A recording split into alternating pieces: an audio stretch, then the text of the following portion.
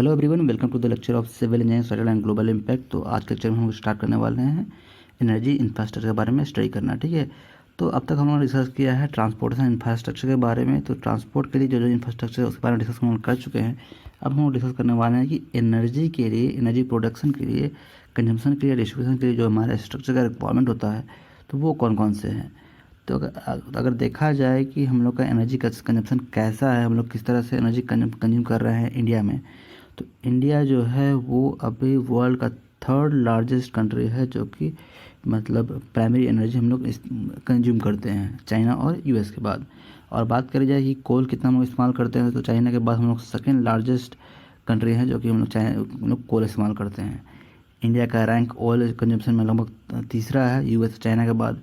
और इंडिया को जो है अपने टोटल एनर्जी रिक्वायरमेंट का 45% तो हम लोग इम्पोर्ट ही करते हैं, मतलब कि डिफरेंट कंट्रीज से हम लोग कोल्स के थ्रू या फिर डिफरेंट मेथड्स के थ्रू।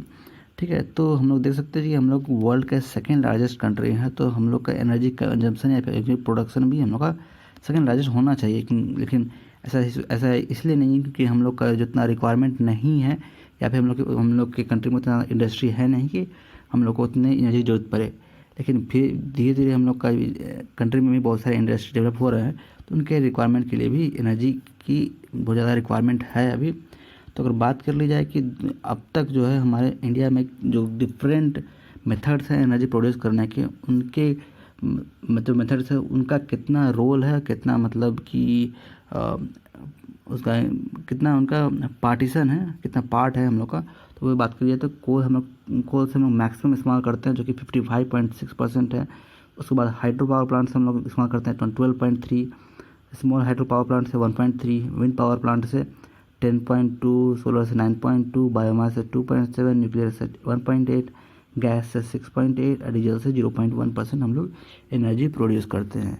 तो अब बात करेंगे हम लोग एक एक करके सारे डिफरेंट मेथड्स का और उनके क्या क्या मेरिट्स है, डिमेरिट्स है उनके बारे में। तो फर्स्ट बात कर लेते हैं थर्मल पावर प्लांट के बारे में, जो कि एक बेसिक एनर्जी प्रोडक्शन का एक मेथड है जो कि बहुत जगह इस्तेमाल किया जाता है, बहुत वास्ट रूप से इस्तेमाल करते हैं हम लोग। तो थर्मल पावर स्टेशन है, उसका जो मतलब प्रोसेस है, जो पर्पस है वो हीट एनर्जी को इलेक्ट्रिकल एनर्जी में कन्वर्ट करना।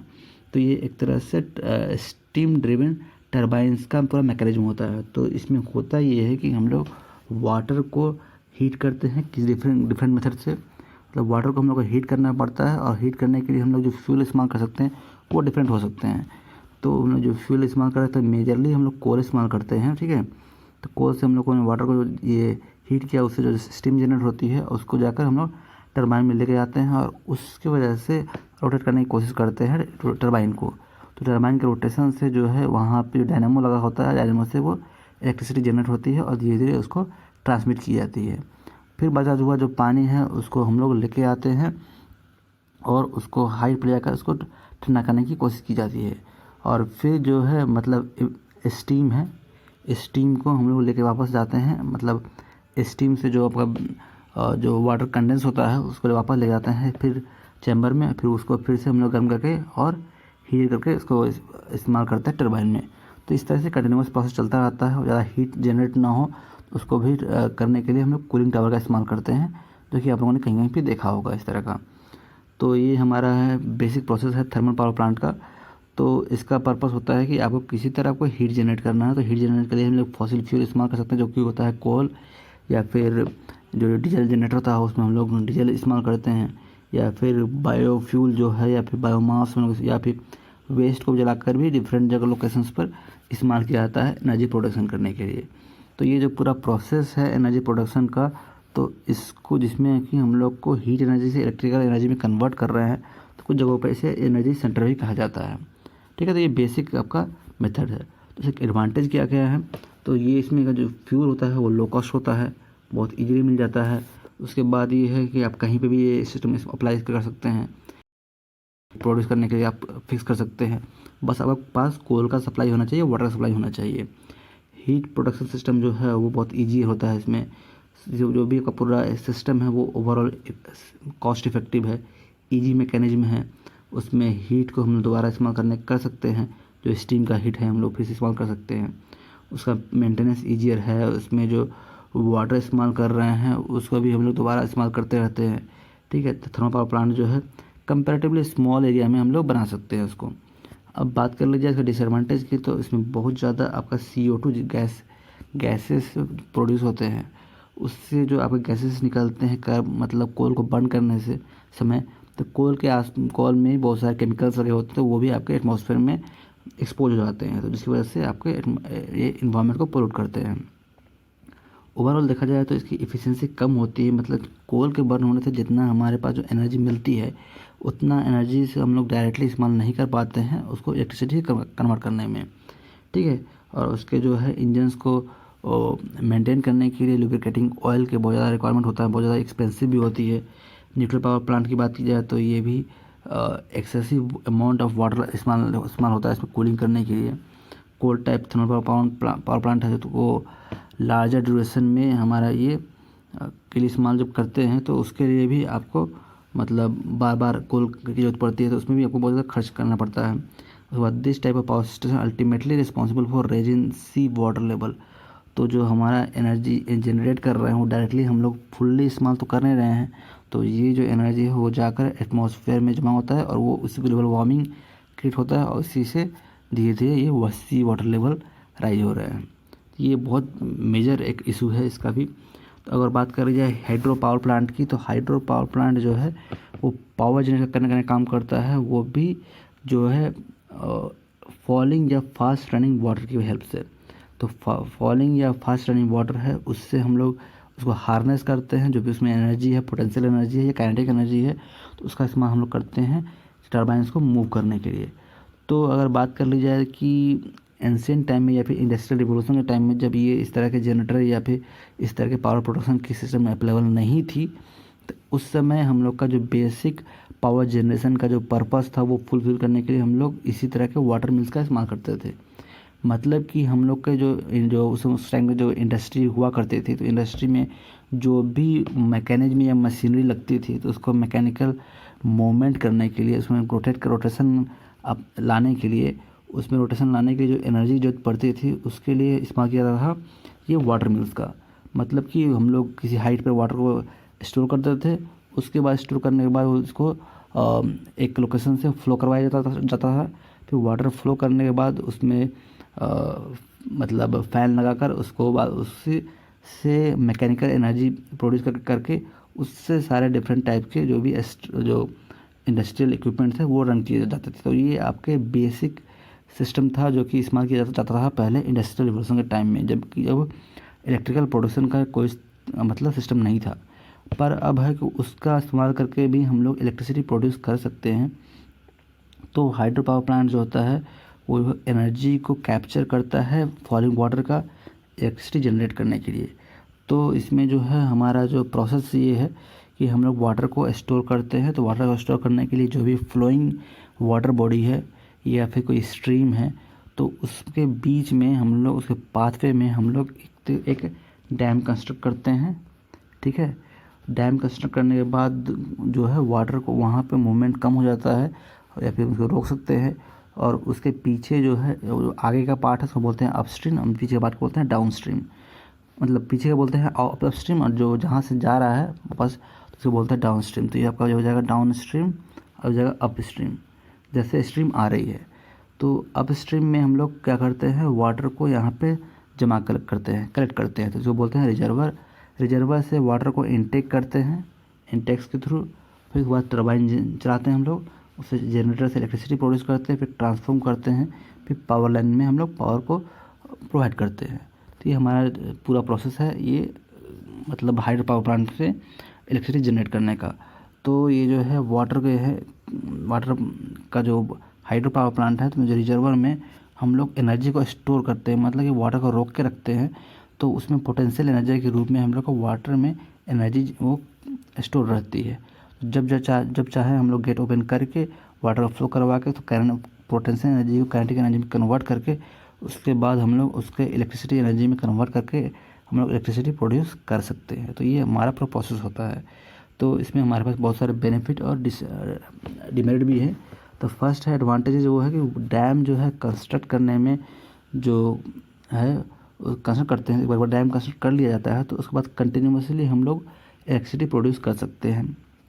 अगर इलेक्ट्रिसिटी ज़रूरत ना हो तो हम लोग गेट बंद रखेंगे, और जब ज़रूरत पड़ता है उसको ओपन कर सकते हैं।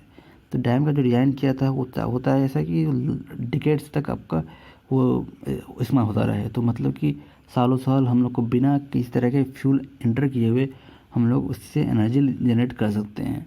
उसके बाद है इसका लेक जो पीछे बनता है, जो वाटर को हम लोग रोकते हैं तो जो पूरा लेक बनता है, जिसकी वजह से आप उसमें डिफरेंट टाइप की एक्टिविटीज़ कर सकते हैं, आप टूरिस्ट प्लेस बना सकते हैं।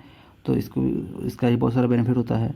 नेक्स्ट है जो कि आपका जो लेक का वाटर है आप इरिगेशन पर्पज़ के लिए इस्तेमाल कर सकते हैं, या फिर और डिफरेंट पर्पज़ के लिए इस्तेमाल कर सकते हैं। जो बिल्ट अप वाटर है लेक में तो वो एनर्जी स्टोर करते हैं, तो उसको हम लोग वाटर को रिलीज करके इलेक्ट्रिसिटी प्रोड्यूस कर लेते हैं। और जो भी इलेक्ट्रिसिटी प्रोड्यूस होता है डैम का, उसको वो किसी तरह का ग्रीन हाउस गैसेस जनरेट नहीं करता है, तो इससे एटमॉस्फेयर भी पोल्यूट नहीं हो पाता है। अगर डिसएडवांटेज की बात कर ले तो ये आपका जो है पूरा सिस्टम जो है डैम का, वो बहुत ही हाईली एक्सपेंसिव होता है, बहुत ज़्यादा कॉस्ट आएगा आपके पास। उसके बाद जो हाई कॉस्ट ऑफ डैम है, जिसकी वजह से वो बहुत टाइम ज़्यादा लगता है, तब जाके वो प्रॉफिटेबल हो पाता है, जितना कॉस्ट लगता है। इसकी वजह से ये है कि अगर कोई वो रिवर फ्लो कर रही है, उसके बीच में आप डैम बना रहे हैं, तो उसके जो है अपस्ट्रीम में जहाँ से रिवर में से स्ट्रीम आ रही है, उसमें पूरा एरिया आपका जो है वाटर लॉगिंग हो जाता है, मतलब वाटर पानी जमा हो जाता है, तो वहाँ पे फ्लडिंग कंडीशन आ जाती है। उसके बाद है कि वो जो लार्ज डैम बना रहे हैं, तो इसकी वजह से उसके आसपास जो है जियोलॉजिकल डैमेज होने के चांसेस भी होते हैं। मतलब कि आपने एक डैम के बारे में सुना होगा, मैंने भी बताया भी था, हूवर डैम के बारे में, जो यूएसए में है। तो हूवर डैम में इतना वाटर स्टोरेज होने की वजह से जो ये रिसर्च किया गया था, तो पता लगा है कि उसमें भी ये इसकी वजह से जो है यूएसए में अर्थक्वेक को ट्रिगर किया है ये, और जो पूरा अर्थ सरफेस है वो वहाँ उस लोकेशन का डिप्रेस्ड हो गया है, इतना वाटर वहाँ पे स्टोर हुआ है। और उसके अलावा जो है कि मॉडर्न प्लानिंग और डिज़ाइनिंग जो है वो अभी थोड़ा बेहतर है, लेकिन अगर पुराना डैम अगर टूटता है तो उसकी वजह से जो है उस रीजन में बहुत ज़्यादा बाढ़ आ सकता है, बहुत सारे इश्यूज आ सकती हैं। तो डैम के बनने से वहाँ पे वाटर लेवल बढ़ सकता है, और वाटर लेवल बढ़ने से बहुत सारे इश्यूज भी आ सकते हैं, जैसे कि वहाँ पे वाटर लेवल बढ़ने से जो लोअर लेवल के जो सॉल्ट है वो ऊपर चले आते हैं। वहाँ पे बहुत सारे जो मिनरल्स डिपॉजिट है वो आपके मतलब ऊपर चले आएंगे, तो उसमें आपको सॉइल सॉइल की मतलब फर्टिलिटी कम हो सकती है, या फिर डैम्पनेस से वहाँ पे मॉस्किटो जनरेट हो सकते हैं, वहाँ पे जो इकोसिस्टम है वो डैमेज हो सकता है। इस तरह के बहुत सारे इश्यूज़ है। और साथ साथ में हो सकता है कि वहाँ पे धीरे धीरे जो ऑर्गेनिक मैटर्स है वो वहाँ पे डिकम्पोज होकर वहाँ पे ग्रीन हाउस गैसेस का भी प्रोडक्शन स्टार्ट हो सकता है डिकम्पोजिशन से, मतलब मीथेन गैसेस भी रिलीज होती है इस तरह के रिजर्वोयर से, ये देखा गया है। ये डिसएडवांटेज है हाइड्रो पावर प्लांट के। अब बात करते हैं टाइडल एनर्जी की। तो टाइडल एनर्जी जो है, ये टाइडल पावर सिस्टम है, ये एक तरह से हाइड्रो पावर सिस्टम ही है, जो कि ओशियन के जो है वाटर का इस्तेमाल करके हम लोग मतलब जनरेट करते हैं। टाइड क्या है, टाइड के बारे में रिसर्च कर लिया जाए तो टाइड एक पीरियोडिक शिफ्ट या मूवमेंट है वास्ट क्वांटिटी ऑफ वाटर की, जो कि ग्रेविटेशनल फोर्सेस है सन की या फिर मून की, इसकी वजह से होता है। मतलब जो ओशियन है वो उस ओशियन पे वाटर है वो सन के ग्रेविटेशनल फोर्स या फिर मून के ग्रेविटेशनल फोर्स की वजह से वो मूवमेंट होता है। तो उस मूवमेंट का जो हम लोग एनर्जी को इस्तेमाल करते हैं इलेक्ट्रिसिटी प्रोड्यूस करने में। तो नॉर्मल जो केसेस में जो है डे में आपका 2 हाई टाइड आएंगे तो लो टाइड आते हैं, नॉर्मली देखा जाता है। और उसके बाद धीरे धीरे ये वेरिएशन भी होता रहता है जैसे सन और मून के मूवमेंट की वजह से। तो इस तरह से ये मतलब कंटिन्यूअस आपको सालों भर आपको इस तरह का वाटर का मूवमेंट मिलता रहेगा, ये ऐसा नहीं है कि आपका कभी रुक जाए या फिर बंद हो जाए। तो इसके लिए हम लोग इसको हार्नेस कैसे करते हैं एनर्जी को, एनर्जी को हार्नेस करने के लिए हम लोग का 2 मेथड है। फर्स्ट है कि टाइडल बना लिया जाए, मतलब कि जिस तरह से हम लोग डैम से वाटर को रोकते थे उस तरह आप मतलब शोर एरिया में जहाँ पे ओशियन है, सी का जो आपका किनारा है, बीच है, वहाँ पे हम लोग जो है आप कुछ डिस्टेंस पर मतलब ओशियन के अंदर ही, अगर आप मान लीजिए यहाँ पे ओशियन है, सी है, तो इसके अंदर ही आप एक फिक्स हाइट का मतलब बैरियर बना सकते हैं।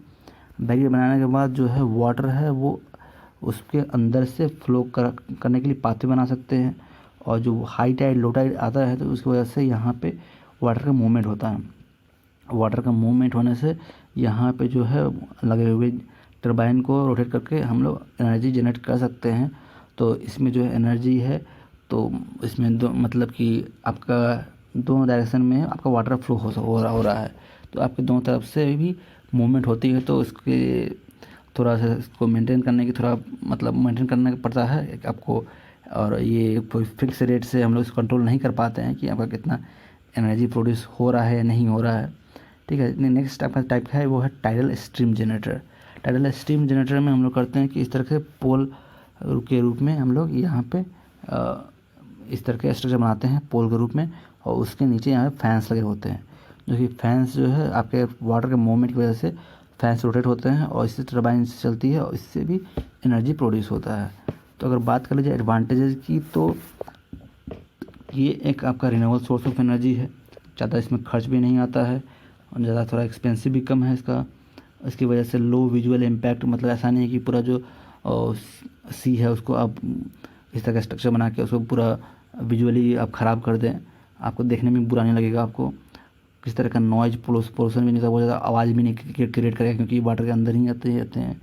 हाई प्रेडिक्टेबिलिटी, मतलब हाई टाइड लो टाइड तो हमेशा आता है, तो इस तरह से कोई इशू नहीं है कि आपका कभी पानी कम हो जाएगा कभी ज़्यादा आ जाएगा। नेक्स्ट है टाइडल बराज, जो है एक तरह से पूरे रीजन में अगर आपका सी शोर में अगर कहीं पे फ्लड आने के चांसेस भी है तो उसको भी कंट्रोल करने का काम करता है।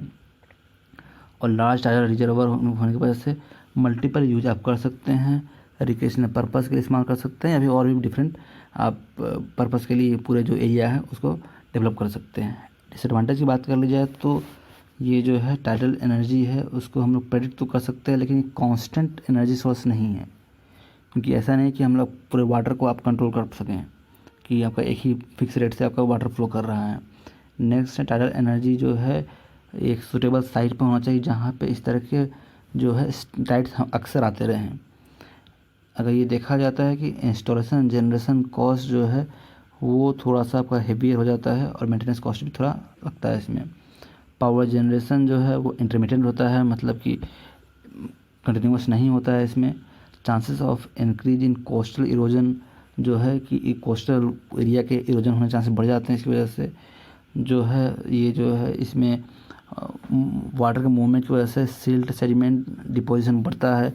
अगर पोल्यूटेंट वहाँ पे आसपास है, मतलब प्लास्टिक्स है या कुछ और चीज़ें हैं आपके ओशंस में, तो उसकी वजह से आपके इसमें पूरे सिस्टम में प्रॉब्लम आ सकती है। वहाँ के आसपास जो मरीन एनिमल्स हैं, फिशेस हैं, डिफरेंट एक्वेटिक एनिमल्स हैं, उनको प्रॉब्लम आती है कि अगर टाइडल मतलब बराज में जो है टर्बाइंस के बीच ब्लेड्स के बीच में आ जाएंगे तो वो उनकी डेथ हो सकती है।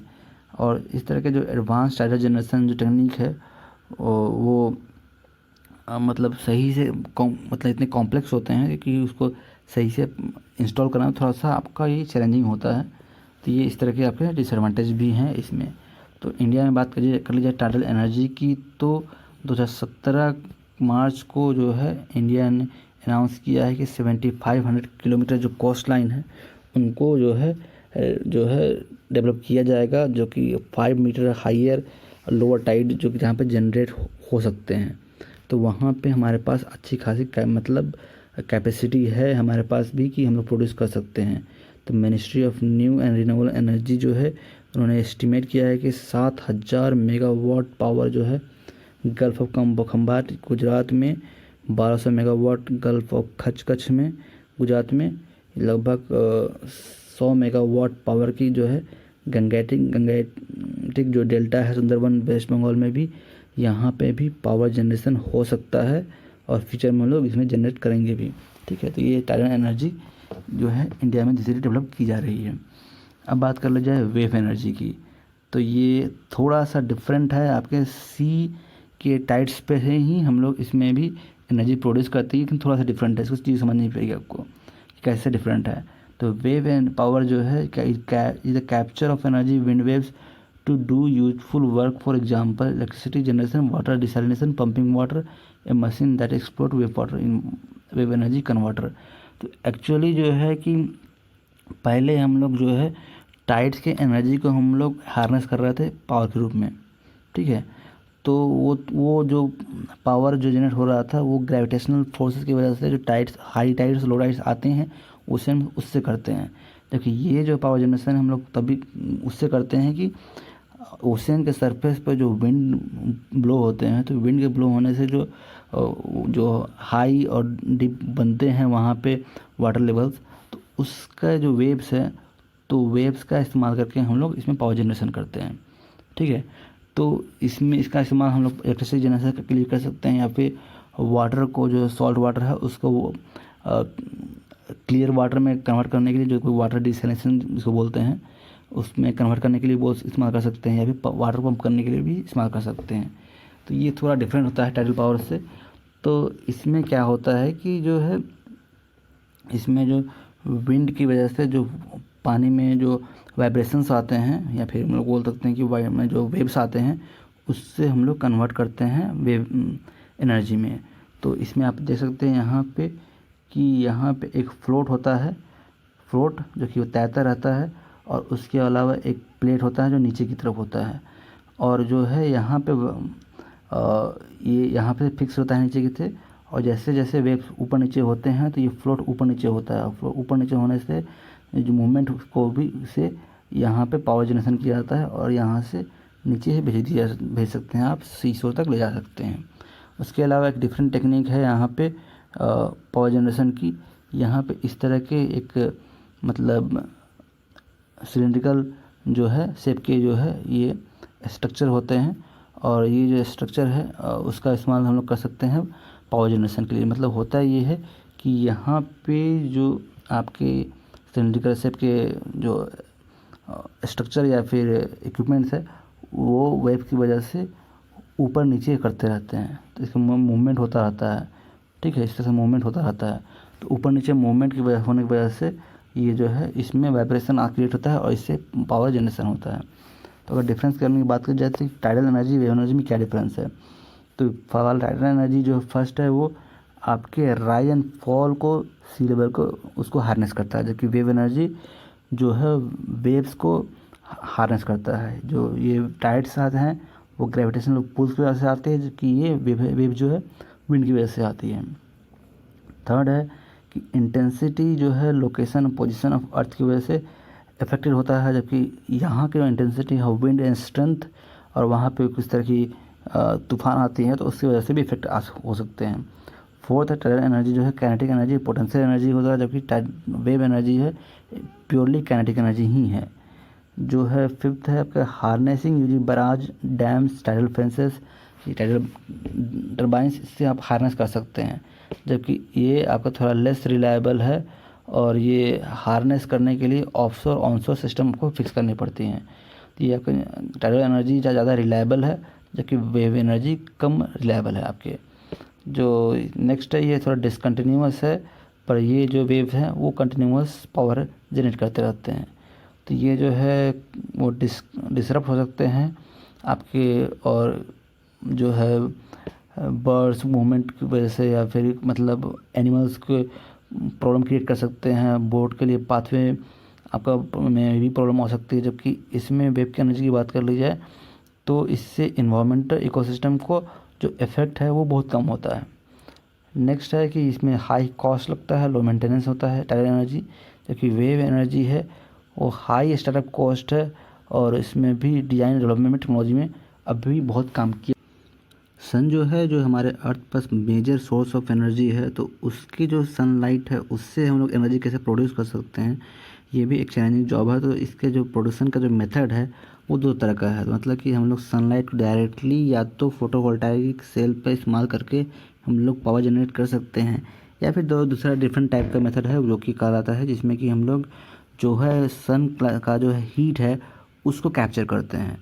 तो जो फोटोवोल्टाइक सेल है उसकी बात कर ली जाए तो ये जो है फोटो इलेक्ट्रिक इफेक्ट पर डिपेंड करता है, कि इसमें जो भी आपके जो है ऐसा पैनल्स बनाए जाते हैं जिस पर जो सनलाइट आने की वजह से उसमें अपने आप जो है उसमें जो इलेक्ट्रॉन का मूवमेंट स्टार्ट होता है, और उससे हम लोग धीरे धीरे जो है हम लोग पावर को जनरेट कर सकते हैं। और ये मतलब बहुत ज़्यादा पॉपुलर हो भी रहा है। तो देखा भी गया है कि इससे हम लोग बहुत ज़्यादा पावर जनरेट कर सकते हैं। तो इंडिया के पास बहुत ज़्यादा इसका स्कोप है। तो स्कोप को इन्हांस करने की वजह से मतलब है कि हमारे इंडिया में जो है वर्ल्ड का लार्जेस्ट सोलर पावर प्लांट है, जो कि कर्नाटका में है अभी, पावगढ़ा सोलर पार्क में, जो कि 2050 मेगावाट पावर जनरेट करता है।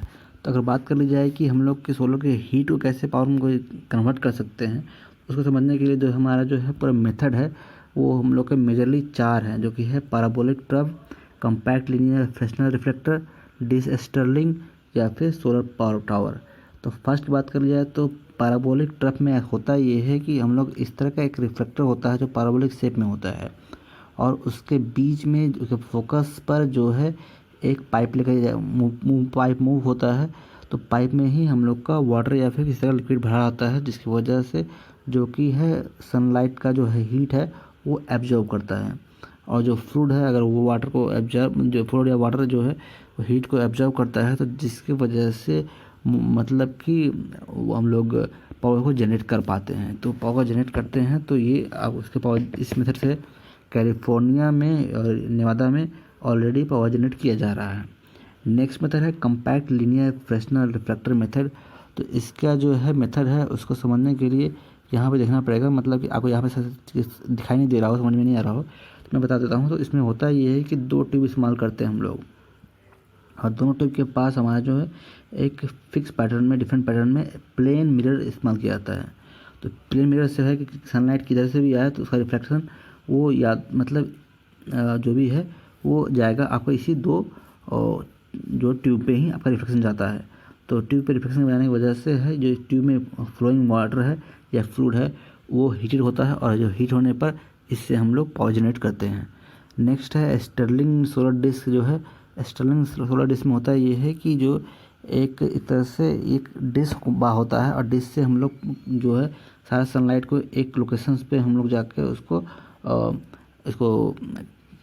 फोकस करते हैं। अब फोकस करने के बाद वहाँ पे अगर फोटोवोल्टाइक सेल लगाते हैं या फिर मतलब स्टर्लिंग इंजन से वहाँ पे जो है पावर जनरेशन का काम करते हैं।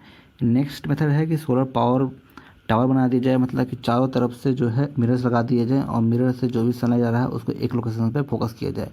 तो एक लोकेशन फोकस करते हैं तो जिसको वाटर टावर होता है, तो टावर पे ही वाटर को हीट करते हैं, और हीट करने के बाद हम लोग फर्दर टर्बाइन चलाकर पावर को जनरेट करते हैं। तो ये आपका एक डिफरेंट मेथड है। तो ये 4 तरह से हम लोग इस तरह से सोलर पावर को हार्नेस कर सकते हैं। तो बात की जाए एडवांटेज या डिसएडवांटेज की, तो सबसे पहले ये हमारा कि ये पोल्यूशन फ्री मेथड है। उसके बाद किसी तरह का आपको ऑयल या फ्यूल की ज़रूरत नहीं पड़ती है, एकदम रिन्यूएबल है ये आपका, ठीक है। और उसके बाद ये है कि जो है इनका इन्वेस्टमेंट एक बार कर देने के बाद आपको हमें किसी तरह का एक्स्ट्रा बिल की ज़रूरत नहीं पड़ती है, आपको किसी तरह वाटर का या किसी और चीज़ों का रिक्वायरमेंट नहीं होता है।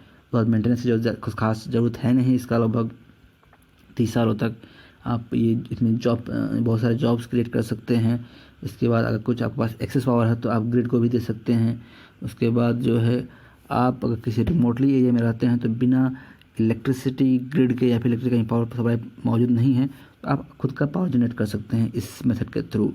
इसके अलावा ये है आप इसको इंस्टॉल कर सकते हैं किसी भी जगह पर, बिल्डिंग में, फील्ड में, जैसे जहाँ रिक्वायरमेंट हो आपको उसको एक्स्ट्रा एनर्जी है बैटरी में स्टोर कर सकते हैं, इसे वाटर हीट कर सकते हैं। उसके अलावा डिफरेंट मेथड भी हैं, जैसे कि आप घर को हीट कर सकते हैं, या फिर मतलब कि सोलर पावर पर चलने वाले तो व्हीकल्स भी आ रहे हैं, इलेक्ट्रिकल व्हीकल्स भी आ रहे हैं।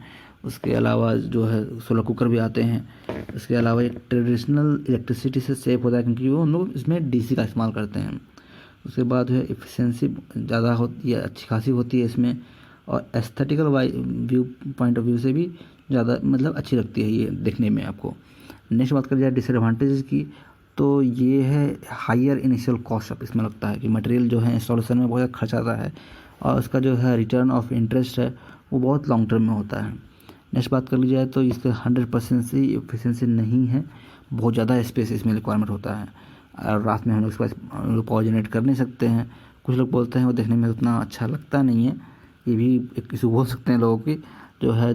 नेक्स्ट है कि device that run on DC power, तो अगर डायरेक्टली आप इस्तेमाल कर रहे हैं तो डीसी से चलने वाले इक्विपमेंट का इस्तेमाल करना पड़ेगा आपको। डिपेंड करता है कि आप किस लोकेशन पे आ रहे हैं, कितना आपको सोलर पावर मिल पाएगा, उस पर भी डिपेंड करता है। आपको क्लाउडी कंडीशन में थोड़ा आपका एनर्जी कम जनरेट होगा, सोलर पैनल है, मास प्रोडक्शन हो रहा है, तभी आपको ये थोड़ा सस्ते में मिल सकती है। इसकी वजह से जो है सोलर पावर का जो है अगर इस्तेमाल करते हैं तो वो आपके अभी तक मतलब उतनी ज़्यादा एफिशिएंसी से चलने वाली जो है ये इंजन कंपेयर डीजल इंजन के कंपेयर में अभी अब तक आई नहीं है। उसके बाद जो कि आप डीजल पर चलने वाले या पेट्रोल पर चलने वाले कारों को आप रिप्लेस कर सकें। नेक्स्ट बात कर लिया तो उसका पावर जो है प्रोडक्शन जो है आपका विंटर में वो कम होता है। तो ये हमारे कुछ डिसएडवांटेज हैं। अब बात कर लेते हैं न्यूक्लियर पावर प्लांट की। तो न्यूक्लियर पावर प्लांट जो है वो धीरे धीरे इन पूरे वर्ल्ड में बढ़ रहा है। तो लगभग अभी तक 400 न्यूक्लियर पावर प्लांट वर्ल्ड में एग्जिस्ट करते हैं। तो जिसमें से अभी देख सकते हैं वर्ल्ड का 14% जो है इलेक्ट्रिसिटी वो न्यूक्लियर पावर प्लांट से ही जनरेट किया जाता है।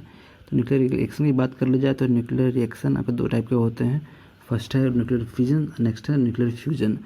तो फ्यूजन को अभी को हार्नेस करने की हमारे पास टेक्नोलॉजी है, पर फ्यूजन को हार्नेस करने की टेक्नोलॉजी नहीं है, इसलिए उसका इस्तेमाल नहीं किया जाता है। तो न्यूक्लियर पावर प्लांट में होता ये है कि हम लोग न्यूक्लियर जो मटेरियल है उससे जो है हीट जनरेट करते हैं, रिएक्टर से हीट जनरेट करते हैं और हीट से ही स्टीम को गर्म करके फिर इंजन जो स्टीम इंजन है चलाकर पावर जनरेट किया जाता है। तो सिंपलर थर्मल पावर प्लांट की तरह ही है, बस ये उसको जो हीट जनरेशन का मेथड है वो डिफरेंट है इसमें। अगर बात कर ली जाए उसके एडवांटेजेस की तो इसमें आप थोड़ा सा फ्यूल इस्तेमाल करेंगे और सालों मतलब बहुत टाइम तक आप इसका इस्तेमाल कर सकते हैं। तो इसमें कॉस्ट ऑफ फ्यूल ट्रांसपोर्टेशन बहुत कम होता है। उसके बाद कर लिया जाए तो इसके लिए जो है स्पेस है वो कम स्पेस की रिक्वायरमेंट होती है, मतलब और सब मेथड्स के कंपेयर में, जब कोल के कंपैरिजन में इसका जो टाइप ऑफ पावर प्लांट है वो बहुत इकोनॉमिकल होता है। आप बहुत ज़्यादा इलेक्ट्रिसिटी प्रोड्यूस कर सकते हैं आप एक टाइम में। न्यूक्लियर पावर प्लांट जो है वो जो है कि वो बल्क अमाउंट में जो है फ्यूल का रिक्वायरमेंट नहीं होता है वाटर या कोल की तरह। नेक्स्ट है कि न्यूक्लियर पावर प्लांट जो है बहुत ज़्यादा इकोनॉमिकल होता है और जनरेट करता है बहुत लार्ज कैपेसिटी में। उसके बाद ये है कि इसमें बहुत कम अमाउंट में आपका फ्यूल से बहुत ज़्यादा इलेक्ट्रिसिटी जनरेट कर सकते हैं। प्लांट जो है वो रिलायबल है इसमें, और मतलब कि कभी ये नहीं है कि आपका कभी पावर जो प्रोडक्शन है वो फेल हो सकता है, इस तरह की चांसेस इसमें नहीं आती हैं। तो नेक्स्ट है कि large number of nuclear fuel अगर बात पूरे वर्ल्ड में अवेलेबल है तो इसका आप बहुत अच्छे से हम लोग इस्तेमाल किया जा सकता है इसका। न्यूक्लियर पावर प्लांट जो है बहुत ज़्यादा neat clean power production method है स्टीम पावर प्लांट के लिए, और इसका जो ऑपरेटिंग कॉस्ट भी है वो भी बहुत कम आता है। और जो मतलब कि हमारे पास जितने सारे जो मटेरियल है न्यूक्लियर मटेरियल है उसका इस्तेमाल किया जा सकता है इसके प्रोडक्शन में। तो ये बहुत ज़्यादा मतलब कि इंटरेस्टिंग और बहुत ज़्यादा मतलब कि इसकी बहुत ज़्यादा चांसेस हैं आपको इस्तेमाल करने की, उसको हार्नेस करना भी चाहिए। नेक्स्ट बात कर लिया डिसएडवांटेजेस की। तो न्यूक्लियर पावर प्लांट जो है कुछ डिसएडवांटेज भी हैं, जो कि है कि आपका इनिशियल इंस्टॉलेशन कॉस्ट हेवियर है। उसके बाद आपका जो है इसका न्यूक्लियर फ्यूल थोड़ा एक्सपेंसिव आता है, कैपिटल कॉस्ट तो आपका हायर तो है ही। उसके बाद पूरा टेक्नोलॉजी आपको चाहिए किस तरह से इसको ऑपरेट करना है, मेंटेनेंस करना है, और उसके बाद जो भी मेंटेनेंस करने वाले वर्कर आए हैं जो भी स्किल पर्सन है उसकी रिक्वायरमेंट होती है। ऐसे चांस होता है कि कहीं से आपका किसी तरह का रेडियो एक्टिव पोल्यूशन क्रिएट ना हो, ये थोड़ा रिस्की है इसमें। न्यूक्लियर रिएक्टर जो है वो थोड़ा सा अगर सही से नहीं किया जाए तो इससे प्रॉब्लम क्रिएट हो सकती है। तो इसमें जो है कि इसके लिए आपको पूरा कूलिंग टावर की रिक्वायरमेंट होती है, तो जो कि दूना होता है कोल बेस्ड सिस्टम से। तो ये कुछ आपका डिसएडवांटेज हैं। अगर बात कर ली जाए नेक्स्ट विंड एनर्जी की, तो विंड एनर्जी कंपैरेटिवली बहुत ही क्लीन, फ्री और बहुत ज़्यादा अवेलेबल ये एनर्जी सोर्स है। तो पूरे वर्ल्ड में बहुत ज़्यादा इस्तेमाल किया जा रहा है इसको। तो विंड पावर जनरेशन जो है धीरे धीरे बहुत मतलब पॉपुलर भी हो रहा है। तो विंड को पावर को हार्नेस के लिए हम लोग करने के लिए हम लोग विंड टरबाइन का इस्तेमाल करते हैं, जो कि विंड के ब्लो होने से जो है विंड के ब्लेड में स्पिन होता है, मूवमेंट होता है, उसको हम लोग टरबाइन की हेल्प से उसको हार्नेस करते हैं, उसको पावर जनरेट करते हैं। तो इस टरबाइन के पीछे जो है पूरा एनर्जी बॉक्स लगा होता है, एनर्जी बॉक्स में गियर बॉक्स है, उससे ही हम लोग सारा जो है एनर्जी प्रोडक्शन करने का काम करते हैं। तो अगर बात कर ली जाए एडवांटेजेस की, तो सबसे पहले है ये क्लीन एनवायरमेंटल है, फ्रेंडली है, एनर्जी सोर्स है। इसमें मतलब कोई इस तरह का आपको मतलब ग्रीन हाउसेस गैस से प्रोड्यूस नहीं होंगे और किसी तरह का पोल्यूशन क्रिएट नहीं होता है। पूरी तरह से रिन्यूएबल, सस्टेनेबल है, कॉस्ट इफेक्टिव है। किसी तरह का आपको एक्स्ट्रा कुछ चीज़ देने की जरूरत है ही नहीं, फ्यूल देने की जरूरत है ही नहीं। आप इंडस्ट्रियल इस्तेमाल कर सकते हैं या फिर घर पे भी अपने मतलब छतों पर बहुत हाइट पर लगाकर इस तरह से आप इस्तेमाल कर सकते हैं। ये जो है धीरे धीरे जॉब क्रिएशन भी कर रहा है, ये पूरा विंड एनर्जी का पूरा सिस्टम है। डिसएडवांटेज है कि थोड़ा फ्लक्चुएशन होगा विंड में, तो वो आपको देख के चलना पड़ेगा कि विंड का साइट कौन कौन सा बेटर है।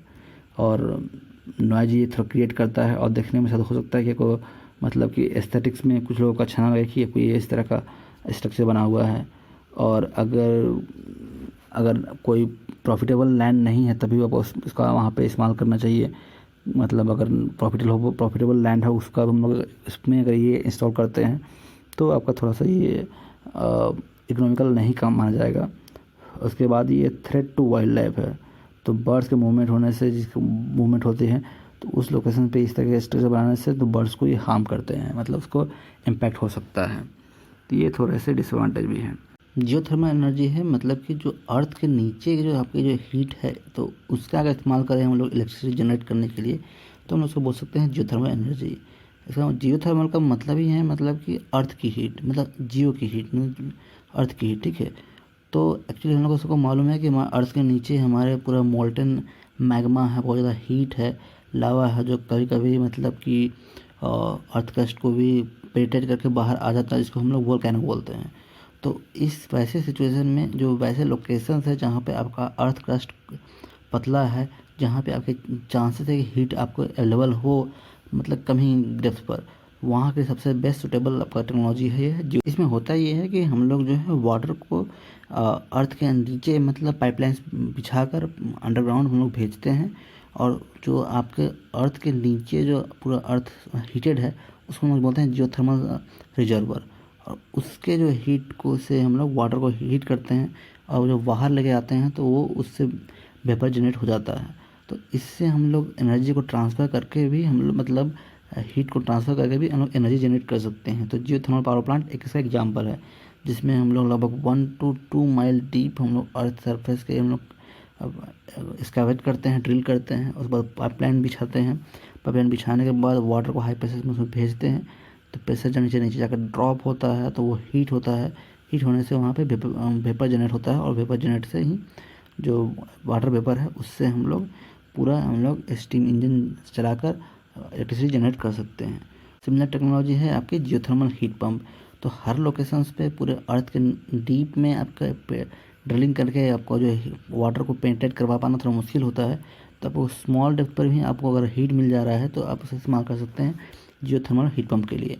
तो इसमें होता ये है कि वाटर या फिर इस तरह के फ्लूइड को हम लोग, जो कि रेफ्रिजरेंट है, उसको हम लोग वाटर के अंदर भेज कर वो जो है आपका नीचे वाटर को या फिर रेफ्रिजरेंट को हम लोग अर्थ के नीचे भेज कर उसको हीट कर सकते हैं। और हीट को बाहर जब आपके आएगा तो आपके बिल्डिंग में आएगा, तो उसकी हीट को आप बिल्डिंग में स्प्रेड कर सकते हैं। तो ये आपके जो कोल्ड एरियाज हैं, कोल्ड क्लाइमेट लोकेशंस हैं, उसमें एक तरह से ही बिल्डिंग को हीट करने का एक प्रोसेस कर सकते हैं इसको।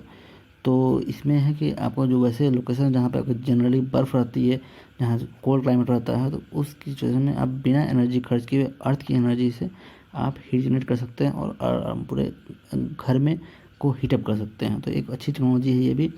तो इसमें आपको एक्स्ट्रा एनर्जी की जरूरत नहीं पड़ती है।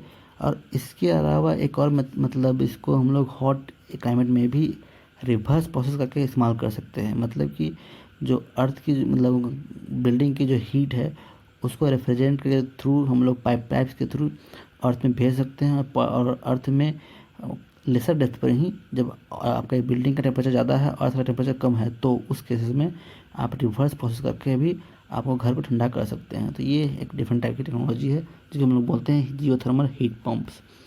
अगर बात कर ली जाए इसके एडवांटेजेस की, तो ये इन्वायरमेंटल फ्रेंडली है, कोई इस तरह का आपका गैसेस जनरेट नहीं होते हैं, रिन्यूएबल सोर्स है, बहुत लोकेशंस पे इस तरह की पोटेंशियल कैपेसिटी है हमारे पास, स्टेबल सोर्स है, हीटिंग आप कूलिंग इजीली कर सकते हैं, किसी तरह का फ्यूल की ज़रूरत नहीं है, एकदम फुटप्रिंट है ही नहीं इसमें। स्टेबल रिसोर्स है, इकोनॉमिकल भी ये ईजियर है, मतलब सस्ता है पड़ेगा आपको, क्योंकि मतलब कि कोई फ्यूल की जरूरत पड़ती नहीं है इसमें। एक्सेसिबिलिटी आपको बहुत कम, जो जहाँ पे लोकेशन पे है वहाँ पे आप कर सकते हैं, रिन्यूएबल तो है ही। अबंडेंट जो अर्थ का जो थर्मल पावर, थर्मल एनर्जी है, अर्थ के नीचे की जो एनर्जी है वो तो हर जगह अवेलेबल है। और ये घर में जो है बहुत ज़्यादा सेविंग कर सकती है आपको, जो कि आपको एसी या फिर हीटर चलाकर आपको पूरा एनर्जी जनरेट कर मतलब खर्च करनी पड़ती है पूरे घर को ठंडा करने के लिए। तो उसके हिसाब से ये बहुत मतलब अच्छी टेक्नोलॉजी है। अगर बात की जाए डिसएडवांटेजेस की, तो इसमें किसी तरह का गैस हाउस इमिशंस तो नहीं होता है, लेकिन जो आप अगर ड्रिलिंग करेंगे तो हायर डेप्थ तक जाने के बाद जो अंदर की जो हैवी मेटल्स या फिर जो टॉक्सिक मेटल्स है वो बाहर आ सकते हैं। सरफेस इंस्टेबिलिटी, तो इस तरह के जो आप डीपर आप अगर एक्सकैवेट करते हैं, ड्रिल करते हैं, तो इससे क्या पता मतलब कि एक तो बार तो मतलब स्विट्ज़रलैंड में इस तरह की खुदाई करने के बाद मतलब अर्थक्वेक जनरेट हो चुका है, तो अर्थक्वेक जनरेशन का भी चांसेस होते हैं। हाई कॉस्ट ऑफ इलेक्ट्रिसिटी, आपको इसके लिए इनिशियल कॉस्ट जो है बहुत हेवी देना पड़ेगा। उसके बाद जो है आपको हीटिंग कूलिंग का सिस्टम भी कॉस्टली होता है और रिटर्न आने में टाइम लगता है। लोकेशन स्पेसिफिक है कि आपको कम डेप्थ पे अगर हाई एनर्जी मिल चाहिए तो आपको लोकेशन भी इस तरह की होनी चाहिए। डिस्ट्रीब्यूशन कॉस्ट भी आपको लोग ये वैसे लोकेशंस पे आपके होते हैं तो डिस्ट्रीब्यूशन कॉस्ट भी हायर हो सकती है इसकी। सस्टेनेबिलिटी भी क्वेश्चन में है कि अगर आप इस तरह की कर रहे हैं, अर्थ के साथ छेड़छाड़ कर रहे हैं, तो अर्थ के जो नीचे का जो हीट है वो चेंज होने से पूरे इकोसिस्टम में मतलब इफेक्ट आ सकता है। तो एक सस्टेनेबल क्वेश्चन है, मतलब इसकी पूरा तरह से भी हम लोग नहीं बोल सकते कि अच्छी टेक्नोलॉजी है या बुरी टेक्नोलॉजी है, सस्टेनेबल है भी है कि नहीं। कहीं बहुत ज़्यादा अगर इस्तेमाल करने लगे तो कुछ प्रॉब्लम क्रिएट हो सकता है, ये चांसेस भी हैं इसमें। कॉस्ट ऑफ पावरिंग पंप, तो इस तरह के पंप को बनाने में आपको जो मेटल इस्तेमाल करते हैं उसमें भी ज़्यादा कॉस्ट आता है। मे रन आउट ऑफ स्टीम, तो ये देखा गया है कि अगर आपका कभी स्टीम मतलब वाटर ख़त्म हो गया या फिर कुछ फ्लूइड ख़त्म हो गया है, तो इसके वजह से जो आपका जो पाइप्स हैं वो मेल्ट डाउन हो सकते हैं ग्राउंड के नीचे, और इस तरह की मतलब लॉसेस हुई हो सकती है। तो आपको प्रॉपर आपको मेंटेन करते रहना पड़ेगा, प्रॉपर चेक करते रहना पड़ेगा। तो इस तरह के बहुत सारे इश्यूज़ हैं इस रिलेटेड। तो इस तरह से हम लोगों ने बहुत सारे डिफरेंट टेक्नोलॉजी, डिफरेंट मेथड को डिस्कस किया जिससे एनर्जी जनरेट की जा सकती है।